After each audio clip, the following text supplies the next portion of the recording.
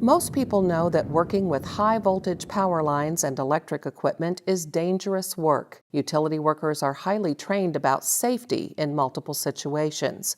These workers often do their job close to rapidly moving traffic, and the dramatic increase in distracted driving incidents has added a new level of concern.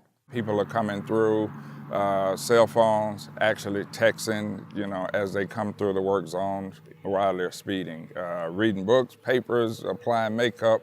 I mean, you see it all. It's kind of unbelievable what you'll see, if you just stand out here for a few minutes. Don Simmons Utility is like thousands of others, putting greater emphasis on work zone setup to make sure drivers can clearly see and understand what's happening. But drivers have to do their part to keep everyone safe. Driving is full of distractions to begin with. You have to be aware of your surroundings. You have to watch other traffic. You have to look at road signs, know where you're going. Using your cell phone while driving, you are 23 times more likely to be in an accident than if you're not on your phone. Trooper Sean Ramsey says it only takes a moment of distraction to cause an accident, and that's been a factor in multiple work zone incidents. This Minnesota utility crew is among several that have had a close call. We had 3 big trucks here. Everything had flashing lights, everyone had high vis on. To me, that should have stood out to the individual who was driving. And I mean, he was obviously distracted thinking about his next load or so, who knows what he was doing. Ross Byreth was one of 3 linemen high up in buckets on a remote highway when a large dump truck came barreling through their work zone.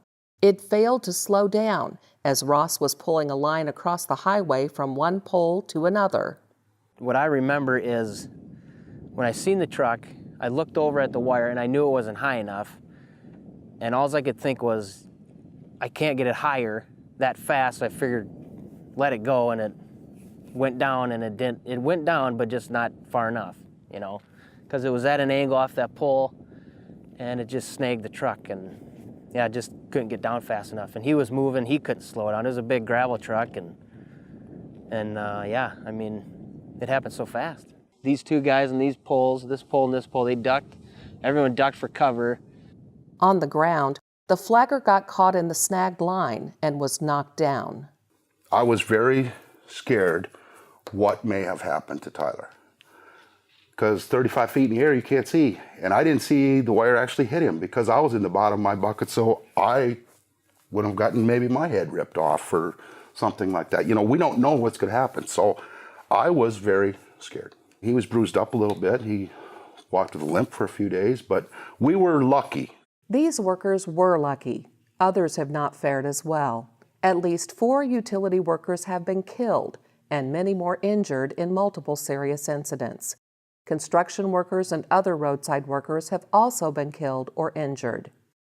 Utilities and others whose work requires sharing the road are responding in a number of ways, working to secure tougher new laws and higher fines in work zones. Others are taking direct measures. Some utilities now use cameras mounted on cones to gather information about car speeds, driver behavior, and work zone conditions.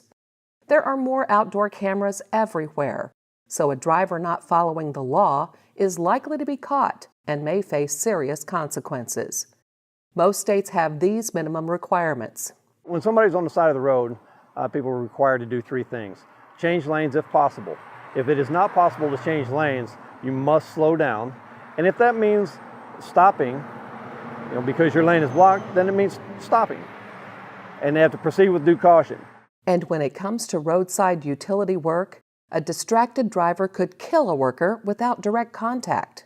I know a lot of people don't realize, you're working in that bucket truck and you're up near those lines. It doesn't take very much movement. Not much movement at all before it puts you in harm's way, because you're talking about live conductors up there. So if a vehicle comes along and bumps into my bucket truck and it moves me this far, that far could be enough to hurt or kill me.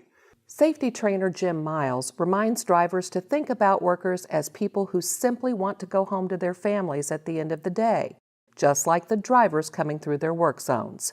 Drivers have several reasons to think about their own safety while traveling streets and roads, as tens of thousands of vehicles hit power poles each year. Every crash has the potential to bring down live power lines, adding a serious, potentially deadly element to the incident. Whenever lines are sagging or down, drivers must know the right steps to take to survive. Utilities and law enforcement urge everyone to zone in on safety. Defensive driving and taking the time to focus on the task at hand protects everyone. And if you've never had to go tell a family that their loved one's dead, you probably don't understand how devastating it is. Treat driving like a job. You have one job to do. That's to get from point A to point B safely. That's it. All that other stuff can wait. There isn't one single text or one single phone call or an email that is worth your life. And I promise you, it's not worth multiple lives, because there are other people out there that you may end up hurting without ever meaning to, just because you wanted to answer a text or a phone call. There are a lot of other people than utility crews that are out there working along the side of the road. There are pedestrians, there's bicyclists, there are other motorists that are out there, and if you're not paying attention, you could end up being the reason why that person doesn't make it home tonight and not be you. So keep that in mind.